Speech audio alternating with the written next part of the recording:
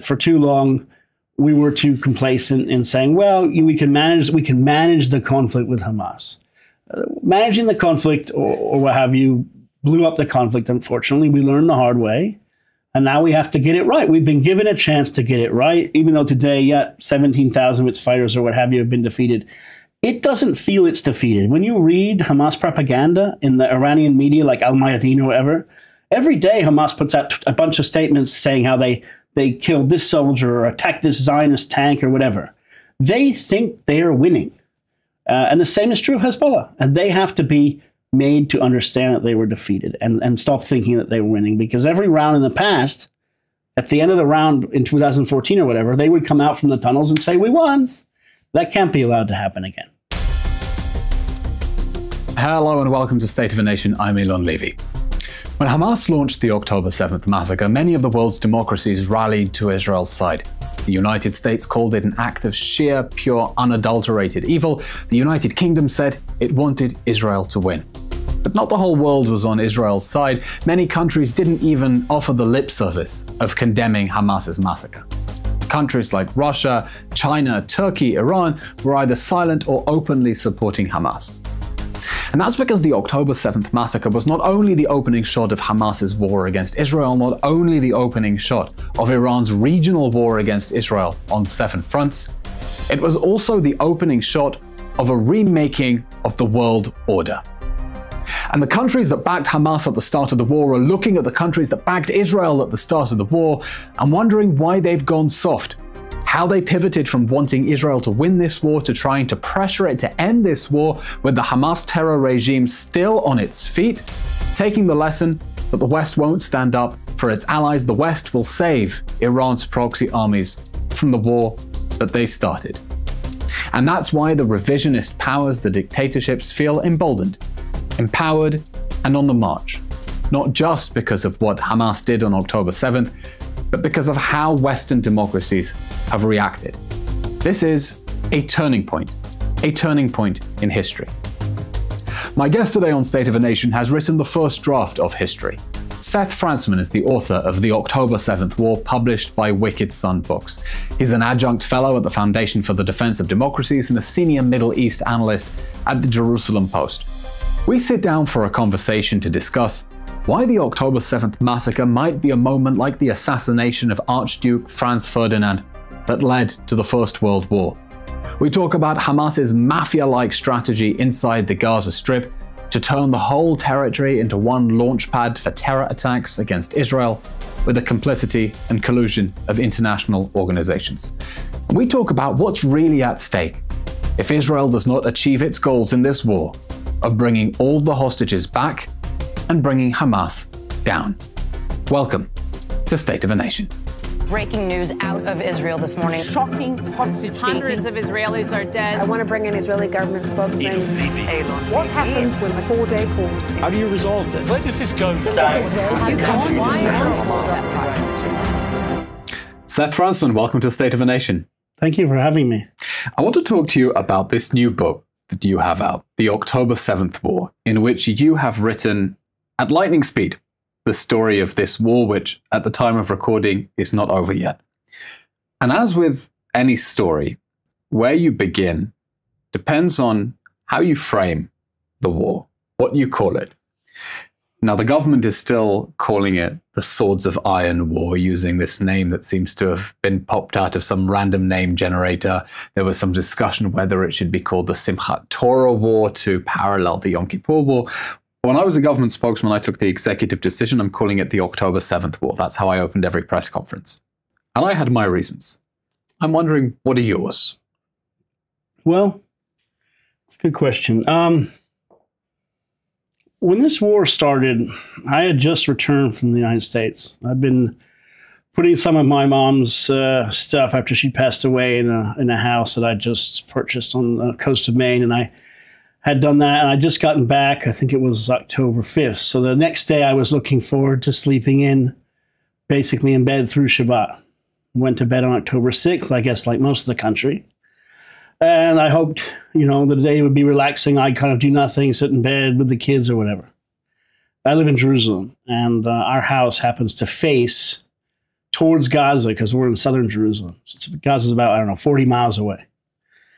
And around 8 in the morning, a little bit after that, one of the kids woke me up.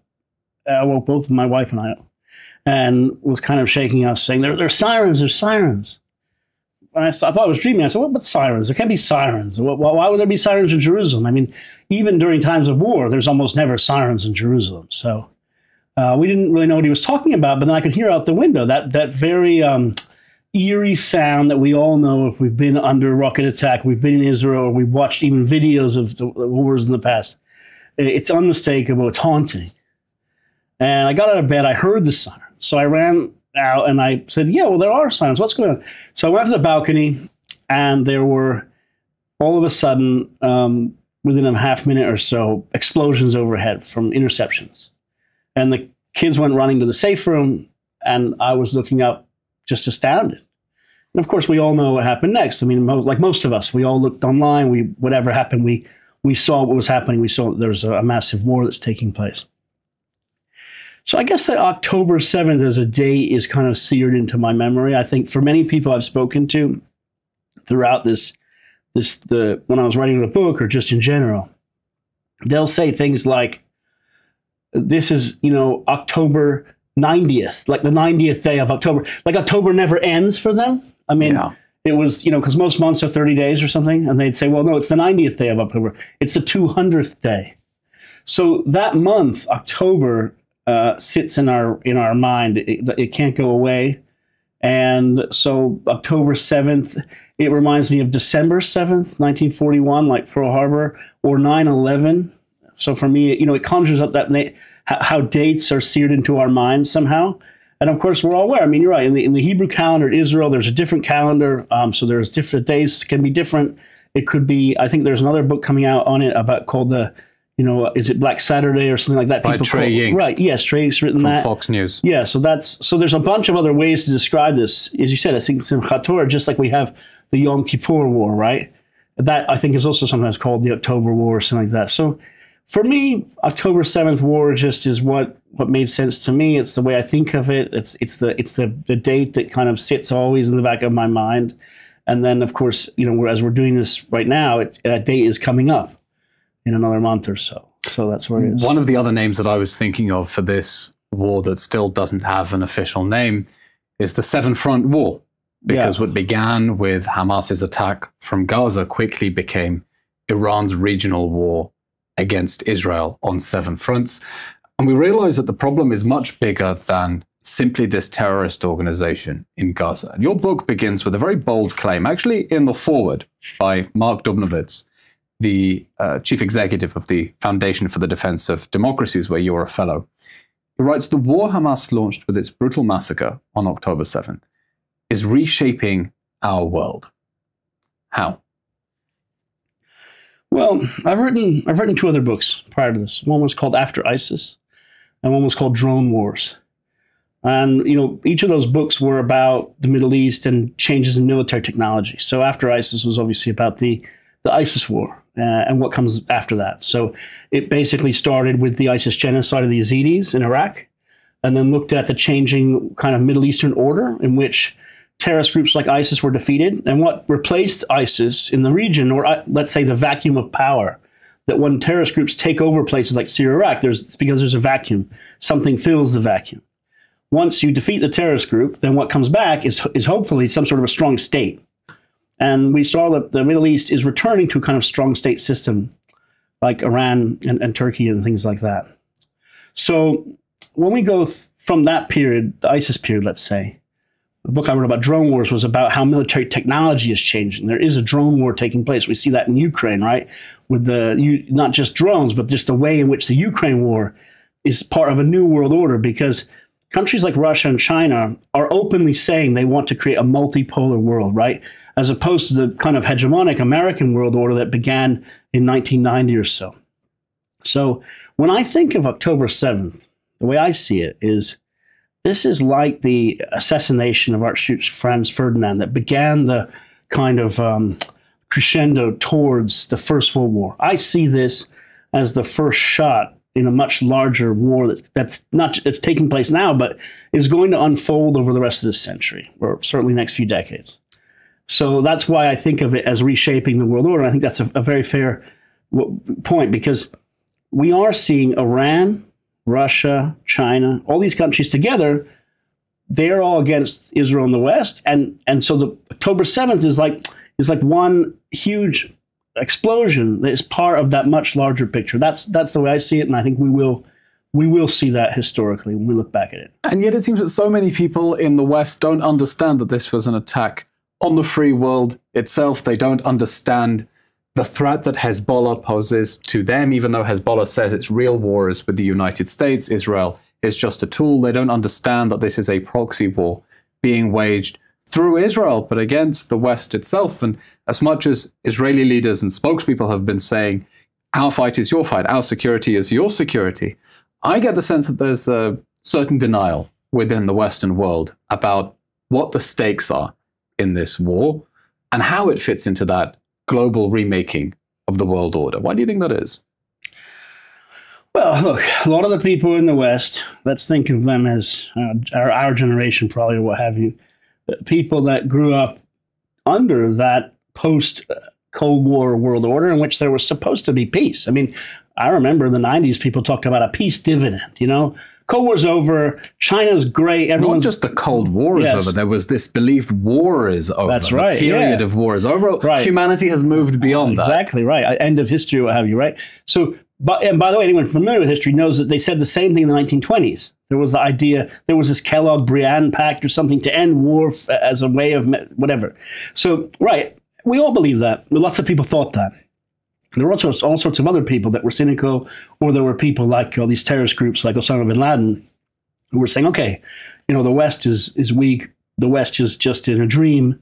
Let's use this as an excuse to attack them while they're not focused. So I just think a lot of people don't want to admit what's happening in the world, because who wants to get up in the morning and be depressed all the time and think that we're going to be living the next 30 years of our lives, basically the rest of our lives, under endless wars. And I'm not just here in the Middle East, but Ukraine, all these other places. I mean, let's remember that most people in the West have been saying, and also the United States, let's get out of the Middle East. It's just, you know, blood, sweat, and tears. It's just a waste of our treasure, you know.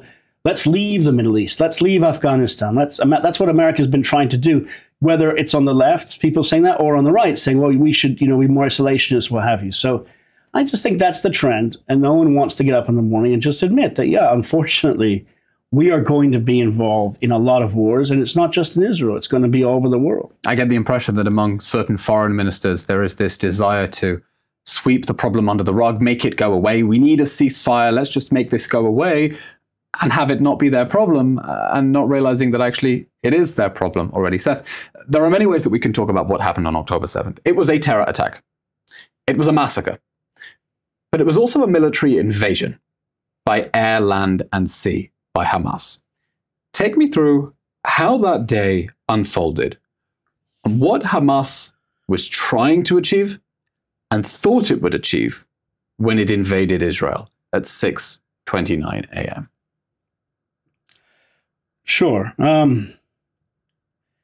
Let's look back then just briefly at what is Hamas. Hamas emerges right when the first Intifada begins.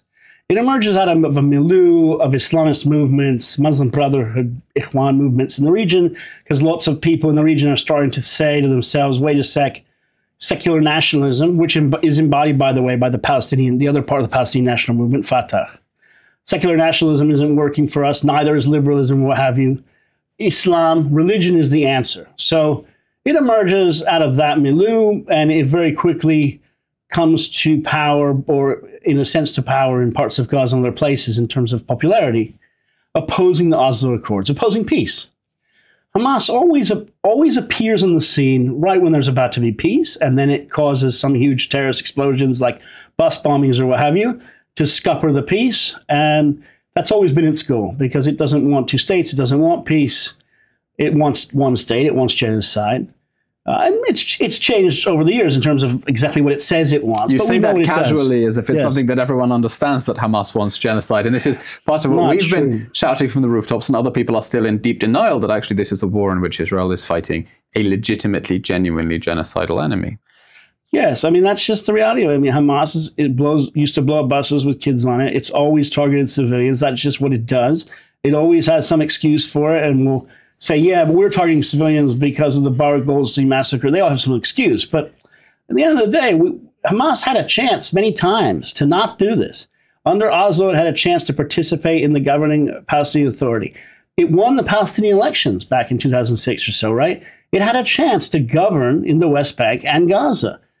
And what did it do? It massacred its own Palestinian friends. It massacred members of Fatah and took over Gaza in an illegal coup. And even after it took over Gaza, it was allowed to govern Gaza. Israel had left, and Israel said, okay, govern it. I mean, Israel put up a blockade, but said, okay, do what you want.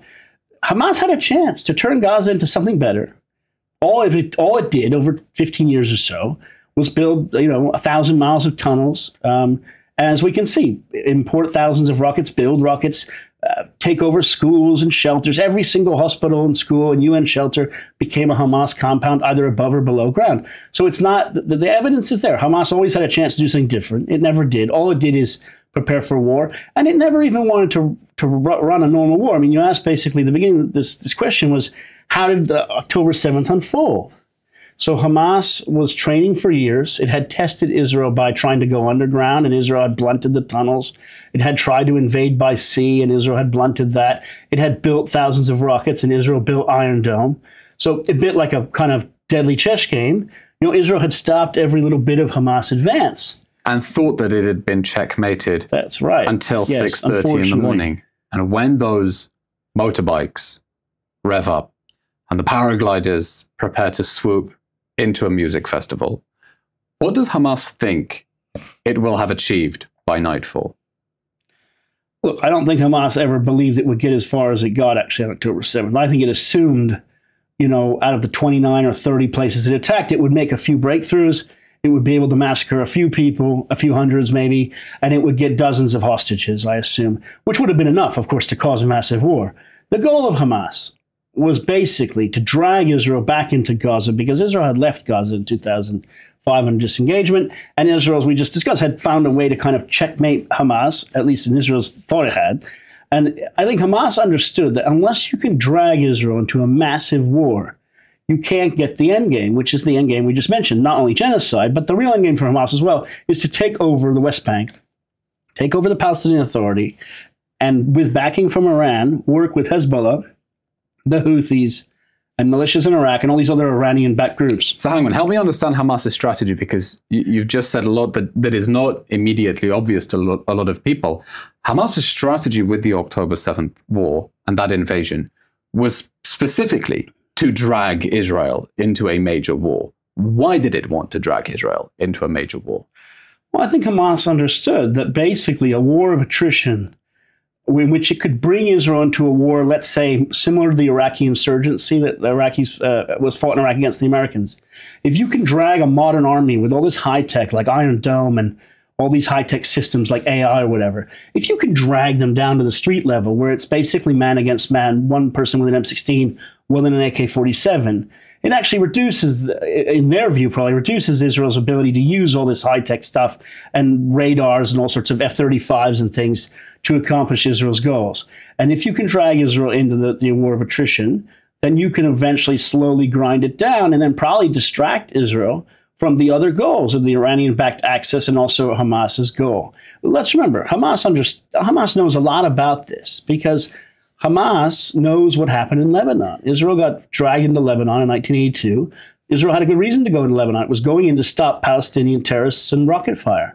But instead of going in and coming out, Israel stayed there for 20 years. And let's remember that I think about 400 Hamas senior members were exiled to Lebanon, I think back in the early 90s. And they sat on some hill there. They know very well how Hezbollah was able to kind of, in a way, defeat or whatever, or get Israel to leave, however you'd like to describe it, in the year 2000 or so. So I think Hamas has a long-term game plan. And we have to remember the mentality or the worldview of the Muslim Brotherhood or Ikhwan and the Iranian Axis is a 50-year game plan. They don't think about what will happen tomorrow. They think, okay, what will happen in 20 years? Let's begin to lay the groundwork. And they're willing to do that slowly, and then they'll do extreme attacks like October 7th, which they think the whole world order will then shift in their direction. Because the purpose is to drag Israel into a war of attrition and blacken its name in the family of nations as well. That's an integral part of Hamas's strategy. That's 100% correct. Hamas is not just Sinwar in Gaza, right? Yahya Sinwar is a thug. He's like a mafia boss who grew up in an urban area in Khan Yunis. He's like a Pablo Escobar type. But he's not what the real story there is, which is that Hamas is backed by countries abroad with large funding, and those countries or members of, let's say, pro-Hamas groups have lots of friends in the West on campuses, various groups with lots of probably nice names like peace and human rights in their name, but in which we've seen very quickly on October 8th or 9th that the protests against Israel, claiming that there was a genocide in Gaza, basically began like on October 8th or so, 9th.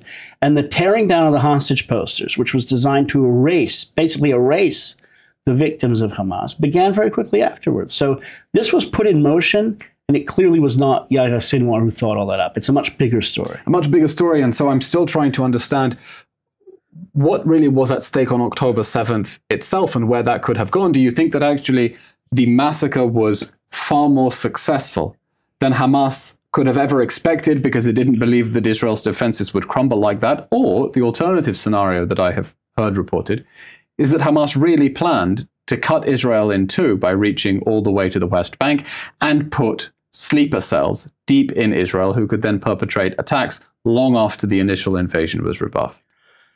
Well, I think sometimes things are both.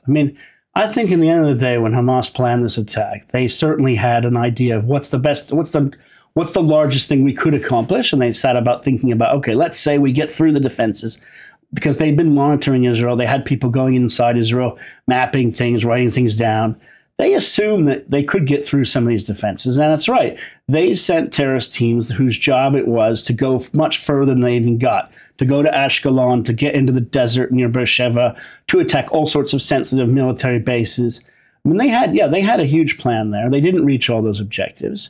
They had that plan. They also had a plan just to massacre people. And let's remember, they had a way to basically send couriers or send word back after the initial wave had broken through, to basically get other 2,000 people to follow through with extra waves of attacks.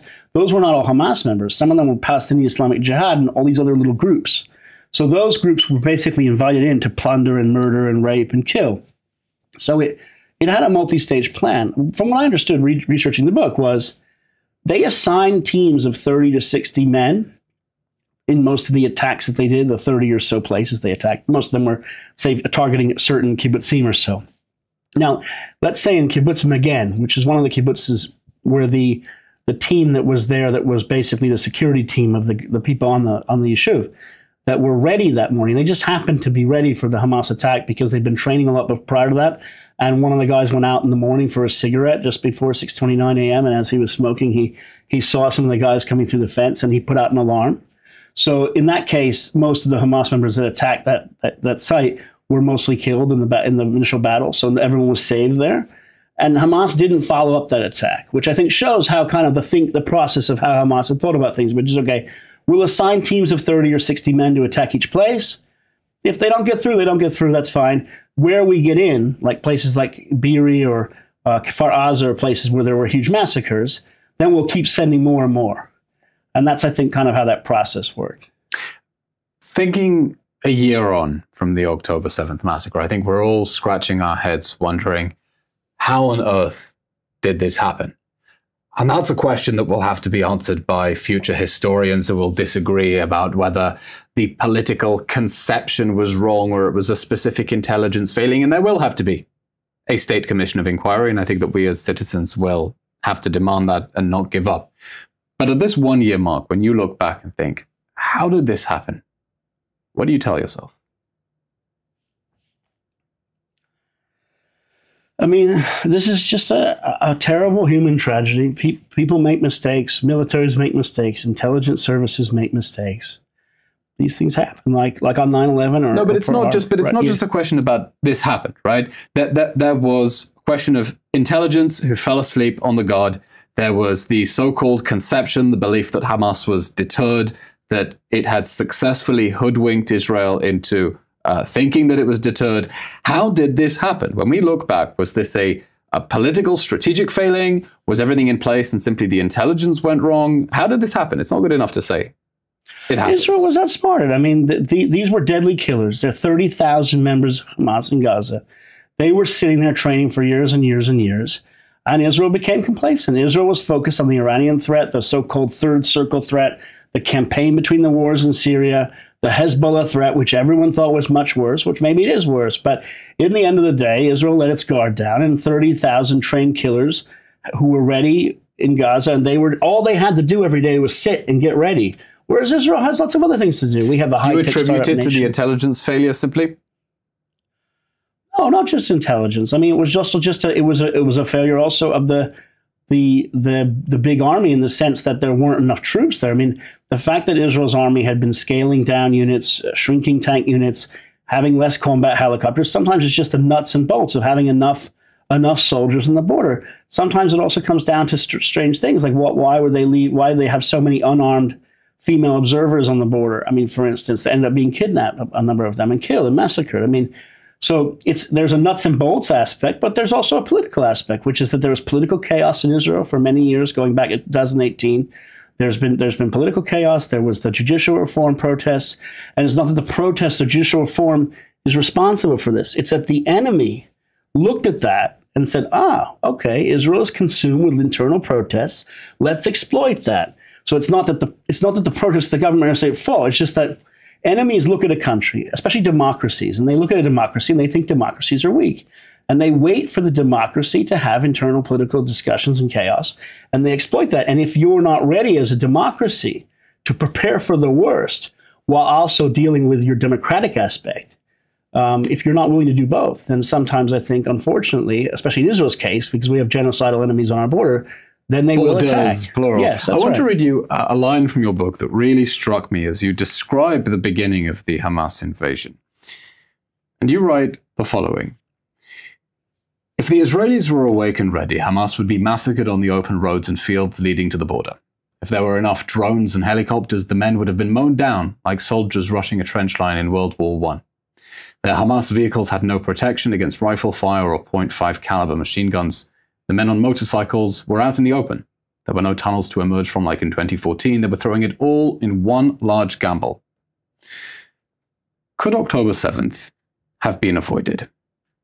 Yes. I mean, 90% of it could have been avoided. I mean, in the end of the day, Hamas could have still carried out this massive attack if there were enough troops and enough things on the border like that, and Israel's intelligence had not only picked up the signs that it was happening, but interpreted them the right way, in terms of the worst possible scenario, and said, okay, yeah, we think this is going to happen.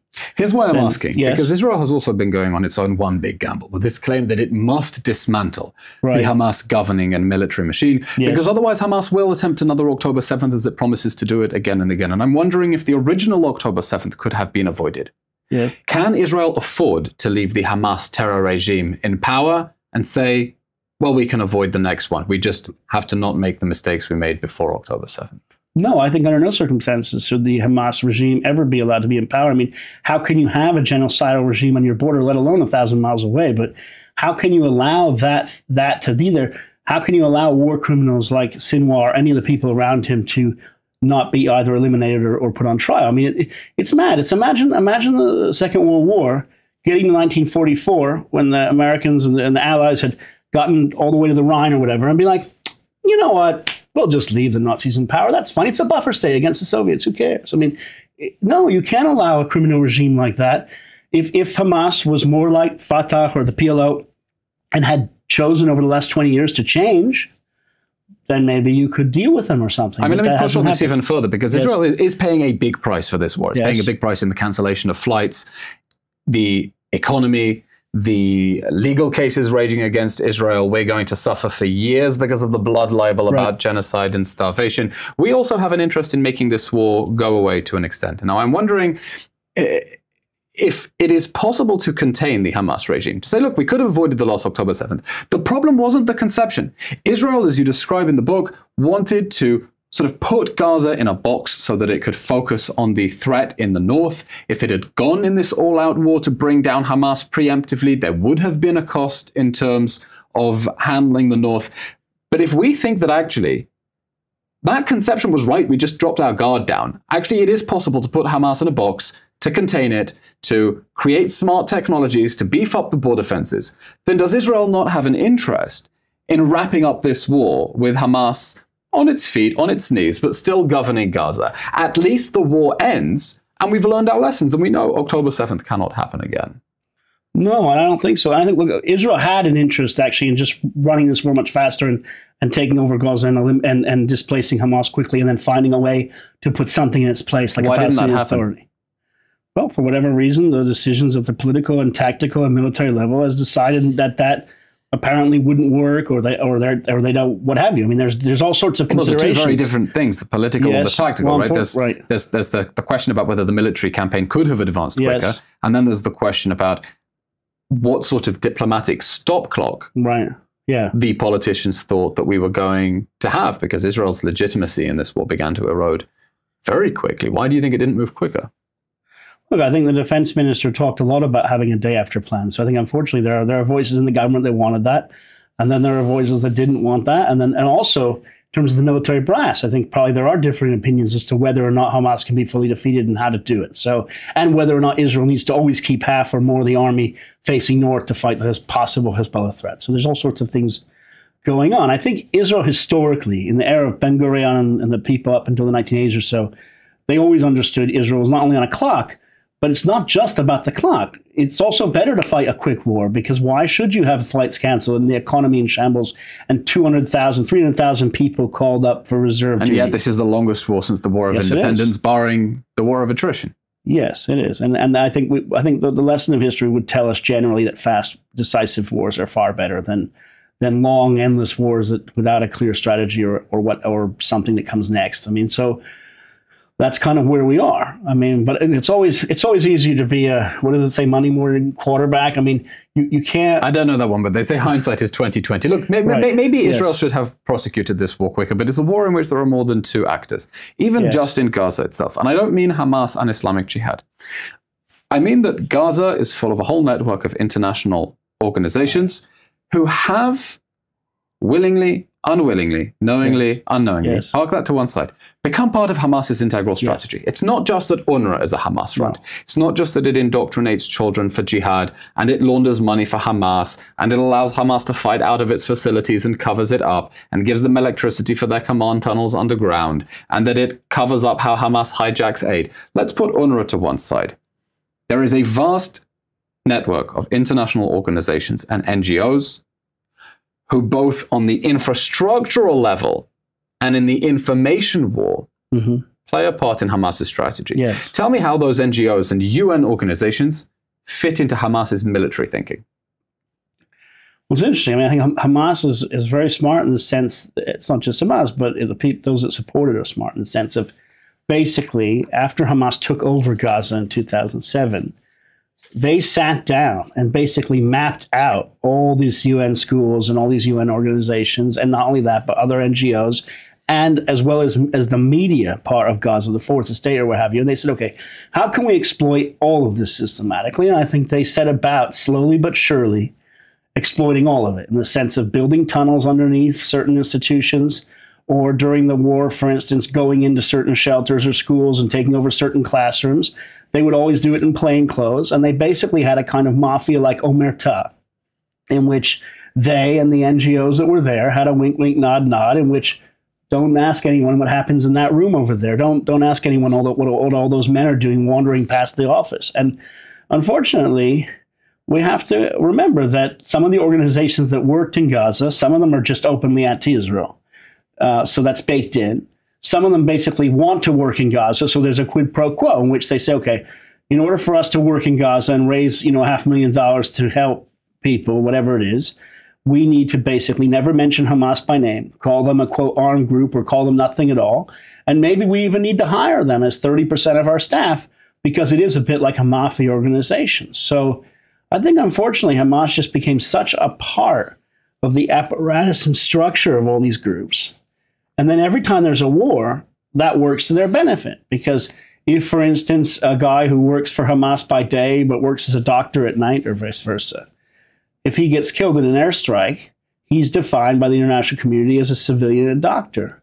And Israel has to then prove, because the burden of proof is on Israel, look, here's a picture of the guy with an AK-47. How can he be a doctor? And I remember this story, one of many stories of Médecins Sans Frontières, Doctors Without Borders, claiming one of their doctors had been killed, and it turned out that he was, I think, an Islamic Jihad operative. I'm asking because part of what is so difficult in explaining Israel's side in this war is simply the army of organizations affiliated with the United Nations and NGOs that have mobilized against it, on whom Hamas is counting, to wage part of the information war for it, to allow it to operate out of their bases. And so I'm still trying to understand how we got to the situation, but I don't think it happens like this in other war zones.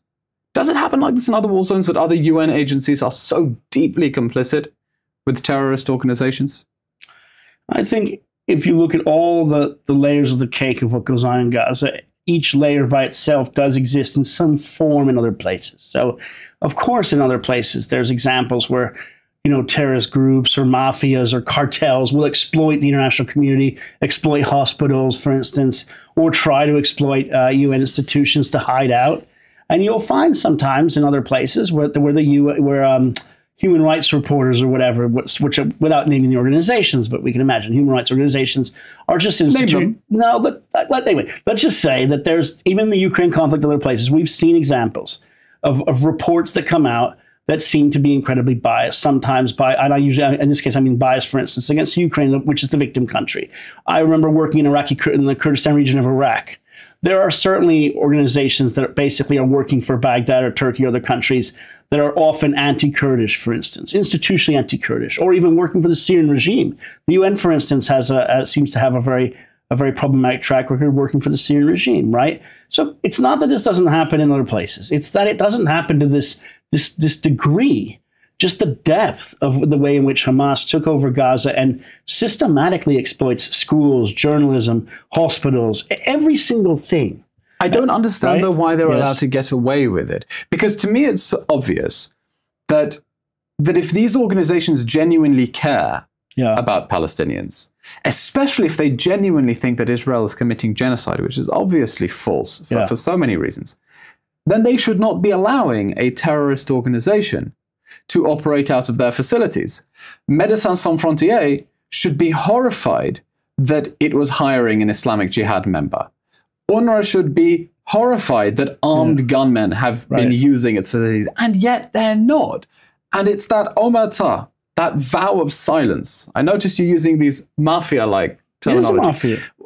I still don't understand why they were able to get away with it. I mean, I think that's a big question. I mean, I think I noticed a resignation in your voice, but I'm still outraged by it. No, I am outraged by it, but it's just such a massive elephant. And I mean, in the room, the world is institutionally anti-Israel. International organizations, at least, are. Let's say. So Israel's been up against this since the 1950s. I mean, of having this problem of having the international community be institutionally generally anti-Israel for a whole variety of reasons, whether it's because of the Soviets or later because of many Muslim countries that were anti-Israel, what have you, or the non-aligned movement or whatever, or the Socialist International. Israel's always been up against this, and sometimes it's been okay. Like, remember there was the UN, was the resolution where it was passed about like Zionism is racism in the 70s, and then they got rid of it. It eventually went away. Every once in a while, Israel gets a win. I think Israel could get a win, by the way, in Gaza in terms of exposing all this and having trying to have friends of Israel do some sort of independent investigation to show the extent of this, because there is a lot of evidence that Israel's compiled, and I think Israel could bring that out. But in the end of the day, Israel's going to have an uphill struggle because, and this is what I think is also one of the things that shows how much is at stake for our friends in the West, and I think particularly of friends in Britain who care so deeply about the international rules-based order and multilateralism and global governance. And I come to them and I say, look, the lesson of Gaza, of these international organizations that have been complicit with Hamas, shows that the institutions that you are relying on for your conception of security are rotten to the core, and they are doing you a disservice. Yes, I think a lot of Western countries are aware of the fact that, like, dictators have exploited the UN.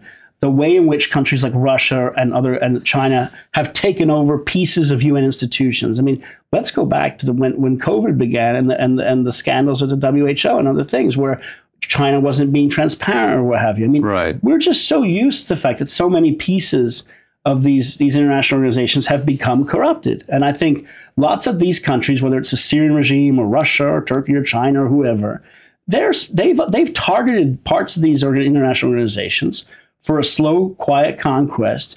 And then basically when wars break out, whether it's in Ukraine or the Syrian civil war or whatever might happen one day with China and Taiwan, they then flick a switch and use these organizations to their benefit. And Hamas is just one of a myriad of those organizations, except Hamas has a lot of quiet backing around the world. I mean, I think a story of October 7th, which makes it much different than the other Hamas bus bombings or whatever in the Second Intifada, is that the way in which a switch was turned on right after that, in which Hezbollah and the Houthis and all the Iranian activists began attacking Israel. You mentioned the 7 fronts, but not just that. The way Russia didn't condemn it, China didn't condemn it, Turkey, Qatar, other countries. The very fact that Hamas is hosted by Qatar, which is a major non-NATO ally. So there's many aspects of this in which Hamas enjoys an international prestige which al-Shabaab or a bunch of other terrorist groups certainly do not. And that's what makes this different. The eyes of the world have been on this war for a year, and I think everyone is taking notes.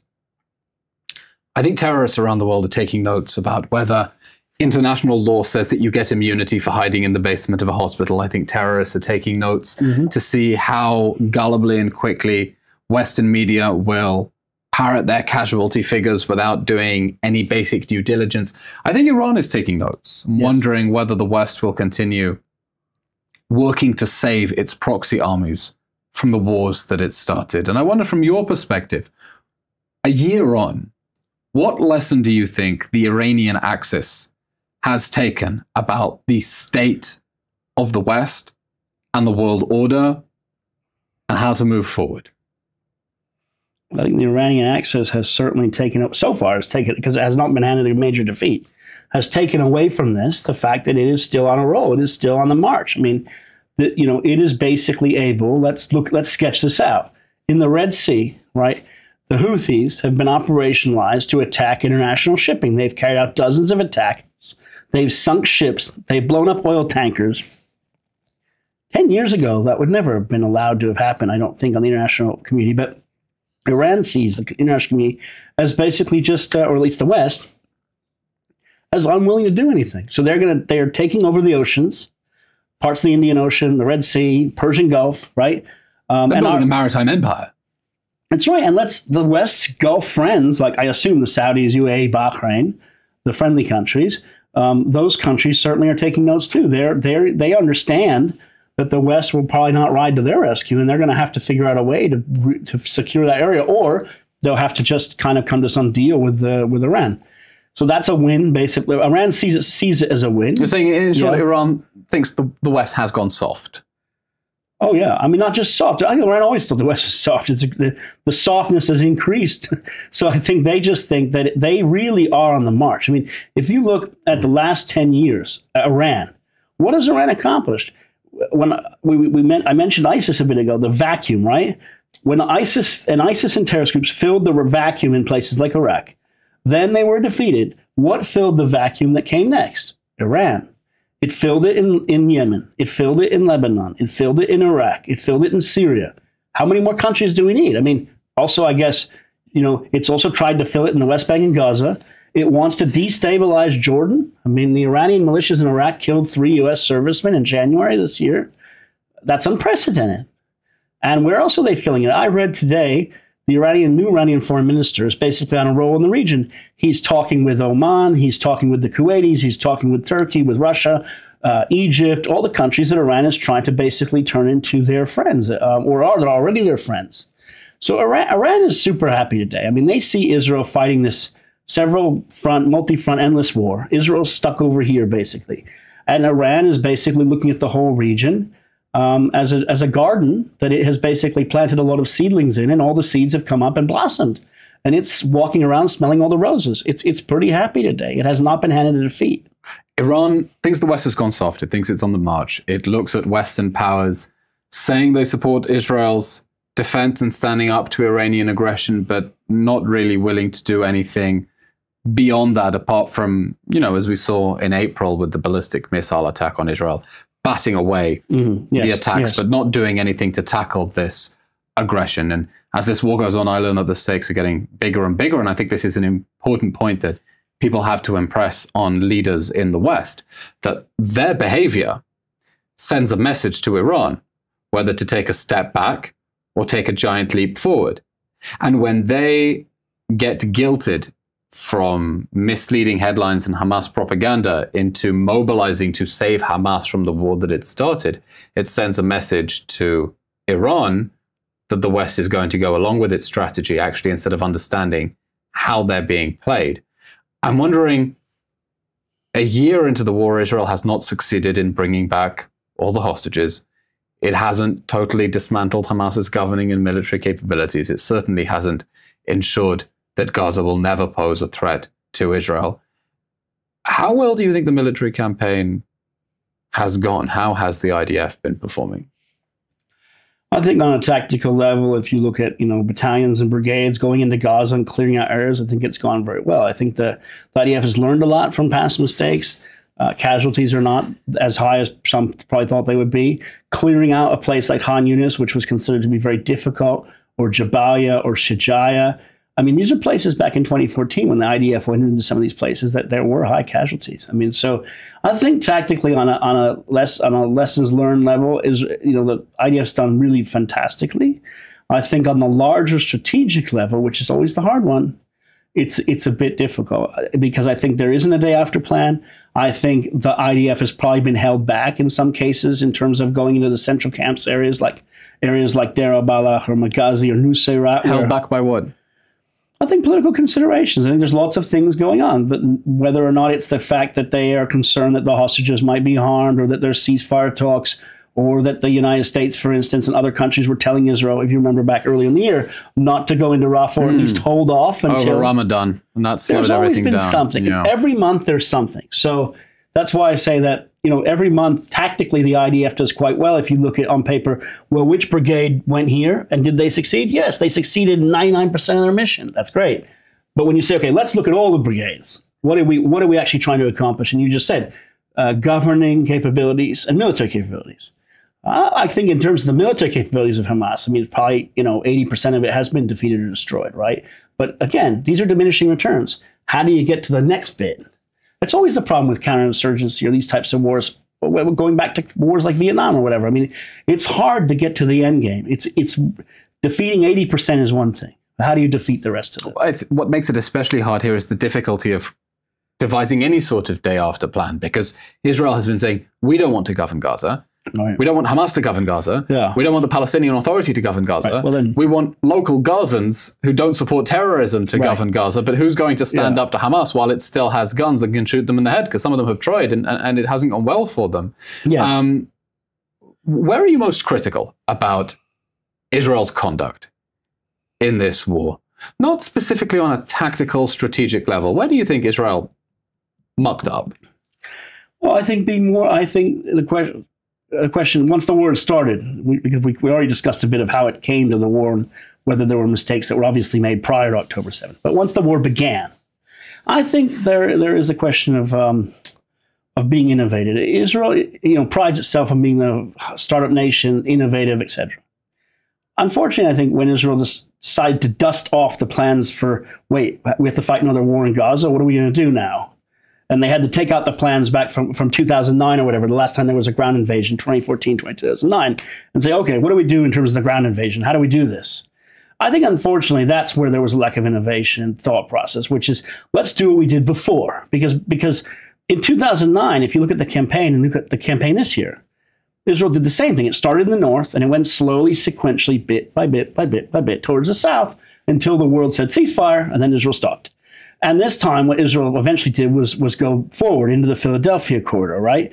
But many people have said, and I think it's correct, Why didn't Israel just do the Philadelphia corridor first? Because that would have made the most sense. Cut off Gaza from Egypt, and then go the other way. Then go into Khan Yunis, which is the hometown of Sinwar, and then defeat the rest of Hamas in North Gaza, and lots of little things like that. How come the IDF went into Khan Yunis and cleared it out, and then left in April? They pulled troops out in April. Then they went into Rafah in May, allowing Hamas to escape back to Khan Yunis and create this whack-a-mole strategy. Unfortunately, I just think that's where that's where I'd be critical, which is that Israel should have taken the plans that it had in the past from 2009 to 2014, and rather than dust them off, thrown them in the waste paper basket and said, wait a sec, that didn't work. Hamas came back from those defeats very quickly. Let's do something totally different. And unfortunately, I think the problem in how big systems think and militaries think in general is militaries have a hard time thinking out of the box, and everyone always plans for the last war. So that's where I think we could have done better. I'm particularly interested in getting your opinion as the author of 2 books that touch on these issues. One, drones and the use of munitions, and the other about ISIS, because this war has, yes, we don't accept the Hamas casualty figures. We know that they have been manipulated, but it has caused a huge amount of suffering. Yes. It has caused a huge amount of suffering, yes. A huge amount of destruction that we chalk up to the fact that there are tunnels everywhere in Gaza, right? Hamas booby-trapped the entire area, built its military infrastructure into civilian infrastructure, and that explains the damage to civilian infrastructure because Hamas had military assets inside it. But I'm wondering, is there any way that do you think Israel could have gone about its strategy of bringing back the hostages and bringing down Hamas in a way that would be, how would I put it, a little less heavy-handed? Yeah, and I think actually we've seen some of that because the first few weeks of the war was a heavy bombing campaign, which was very destructive, actually, I think.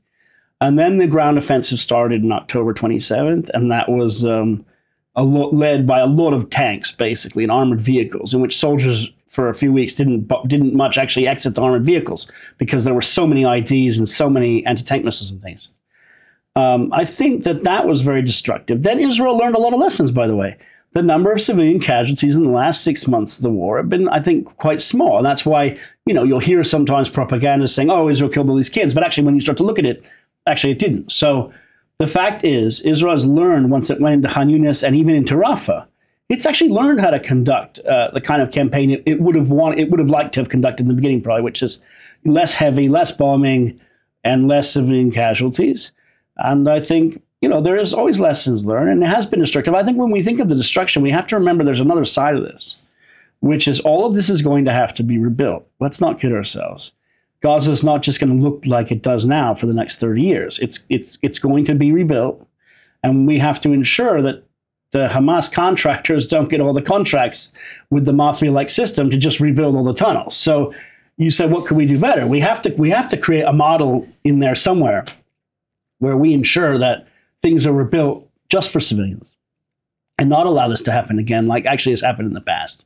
So that's going to be a huge, decade-long, unfortunately, aftermath of this. So we haven't even gotten to the end of the beginning, apparently, of this war, but we have to think about that. And reconstruction is going to be an enormous challenge because we're going to have to find a way to rebuild Gaza in a way that makes sure that concrete goes to people's houses and not to the tunnels under their houses. And I'm slightly scarred from personal experience because when I made Aliyah 10 years ago and went into the military, I served in Kogat, the unit responsible for Israel's humanitarian policy in Gaza. It was just after the 2014 war, and the main item on our agenda was reconstruction. Right. How do you work together with international organizations to create mechanisms that will allow concrete to go for homes that have been destroyed or damaged and to go for specific projects without them going to Hamas? There was a UN-monitored mechanism called the GRM, and it patently didn't work because Hamas built a tunnel network longer than the New York subway. It's the biggest infrastructure project the Palestinians have ever built, the biggest thing they have ever built, proving that Gaza's problem has never been resources. It's been a question of priorities, and Hamas chose to prioritize the October 7th massacre. And so to me, it seems like the biggest challenge to construction the day after, if Hamas is still there, is that it will prioritize doing October 7th again and again, and we'll find ourselves in the same story unless Hamas is removed. And so I'm wondering, we are filming this a few weeks before releasing this episode, and a lot can happen in that time. But where do you see this going from here? Well, I would hope that the international community will be responsible and make sure that the resources that go into reconstruction in Gaza will not allow Hamas to rebuild anything. I would hope that Hamas is defeated and pushed out of power, and that some other organization takes over Gaza, and that Hamas is not allowed to just regrow. And when you say you want the international community and the West to be responsible, actually right now they've been pressuring Israel to end this war in a way that leaves Hamas on its feet. They said it was sheer pure evil back in October, but it needs to end this war back on its feet, and will have an interest in not putting in a hermetic mechanism to make sure that concrete cannot go into Hamas's military systems, because they just want this problem to go away, and actually confronting the real problem, which is that Hamas is governed by a genocidal terrorist organization that will subordinate Gaza to its terrorist army on the purpose of another war. I mean, that's not going to go away. So if that's the reality you're going to put in place, then you as a Western diplomat have an interest just to sweep it under the rug. Well, they would just be guaranteeing another round of conflict, wouldn't they? I mean, if Westerners think that they can just say, well, let's just pretend this is over, quick fix. I said earlier in the conversation, Israel's enemies, especially the Iranians and Iranian-backed groups, they think in terms of 20 years. And unfortunately, not only Israel, but the West tends to think in let's do, what can we do by next month to just deal with this problem? So that's right. We can't allow that to happen. It would be hugely unfortunate if that were to happen. And it would be good to press on Western diplomats the need to have an actual responsible solution to this, in which there's some sort of Gaza conference and they all sit down like we did with ISIS, where 70 countries work to defeat ISIS, where we get together 30 countries and we come up with a decision that no, there won't be Hamas, and there's not going to be any aid going in that doesn't go through clear checks and balances in terms of every apartment building that's built, that the schematics are seen beforehand, and that someone looks underground, that there aren't tunnels, et cetera, et cetera. I mean, that has to be done. There has to be due diligence in Gaza, and we have to learn from the mistakes. Otherwise, sadly, I guess, we'll end up with another round. Maybe not on October 7th. I think, actually, to be honest, Hamas will try to pull off some sort of October 7th, maybe in the West Bank. But Gaza will continue to be a place of endless conflict, which is not good for Israel, not good for Gaza, and it's not good for anyone. Wait, hang on. Before we circle back to this point, elaborate on that. What do you mean on October 7th from the West Bank?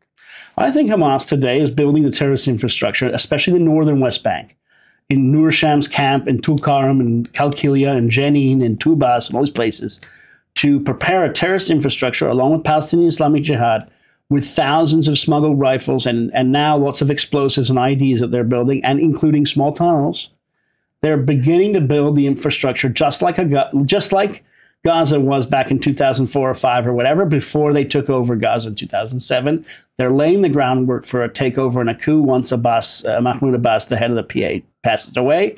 And when they do that coup, they will get support from the usual suspects of Russia, China, Turkey, Qatar, Iran, etc. So that's the worst case scenario that I see happening, and I believe that infrastructure is beginning to take place. And of course, not only will they enjoy the international support that ISIS never had, if they perpetrate in the West Bank, Judea and Samaria, a massacre of the local Israeli settlers, I think it's clear Israel would not have even a moment of international sympathy like we did on October 7th.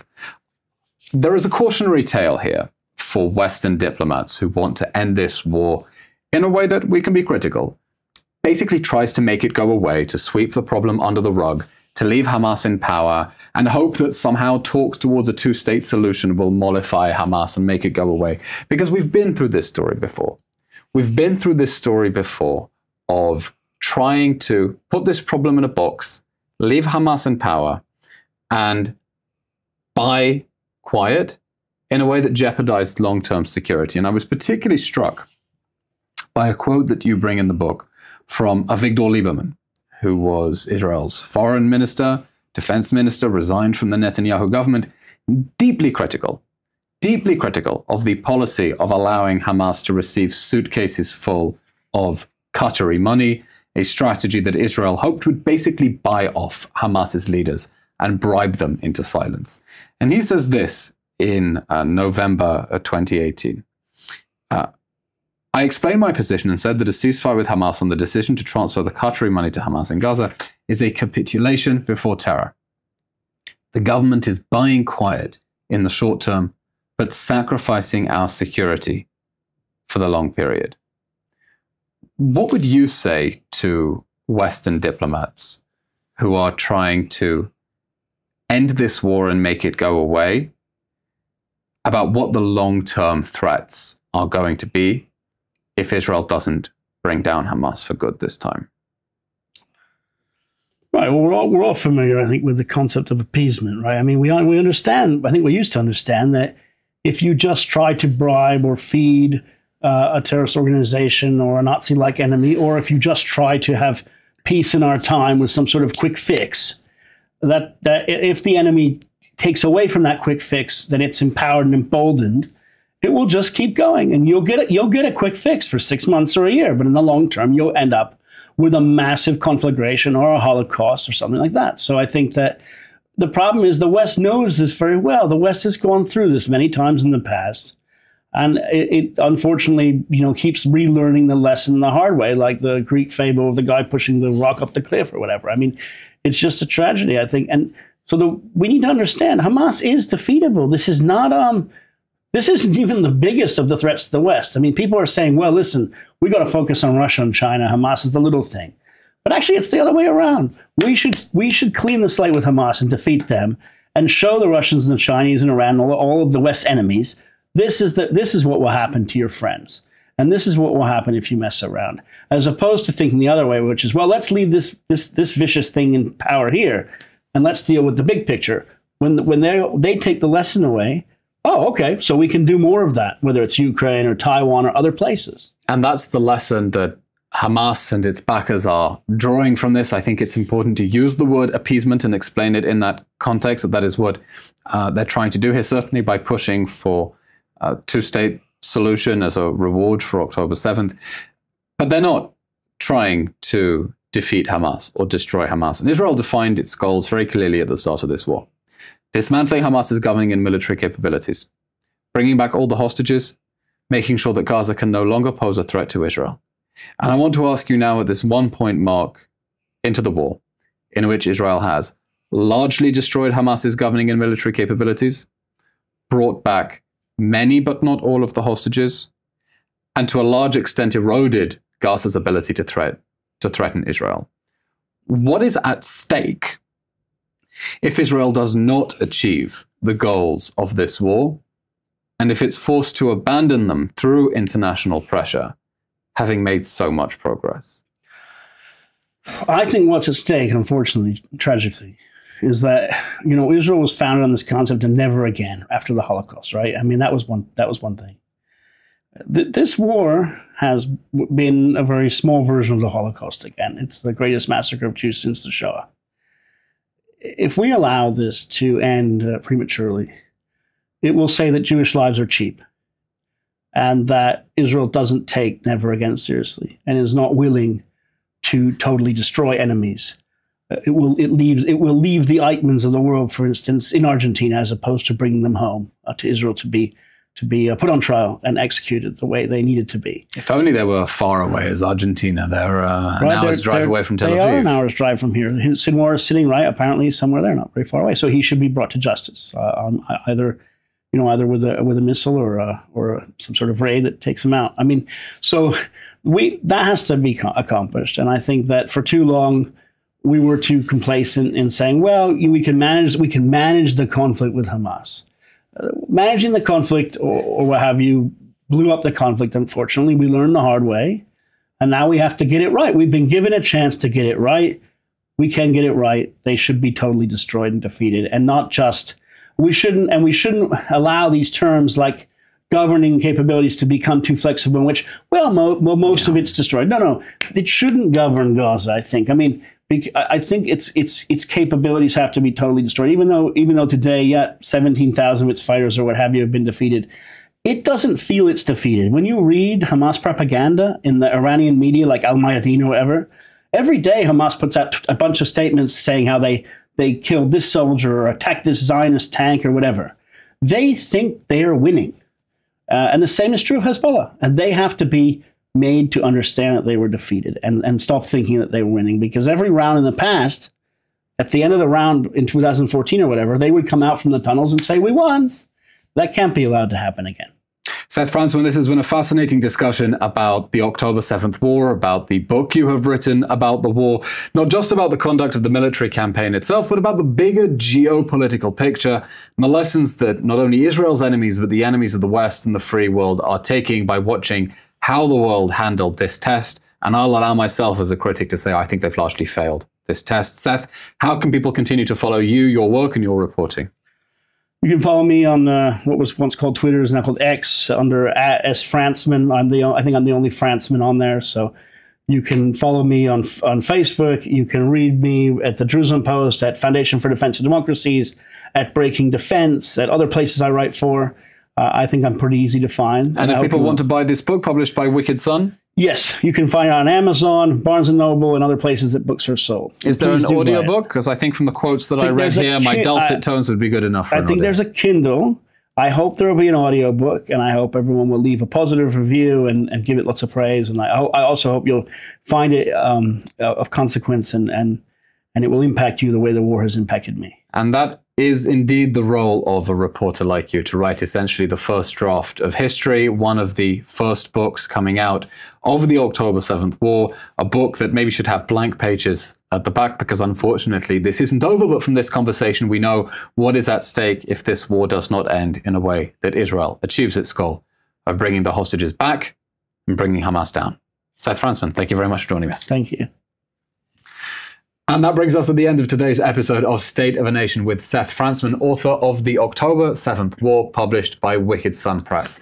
As always, if you enjoy this podcast, please follow us on YouTube, Spotify, Apple Podcasts, wherever else you get your podcasts. Give us a like, subscribe, share it with friends and family so that they can learn more and learn together with me here about what is happening here in the region. I'm Eylon Levy, and thanks for joining us.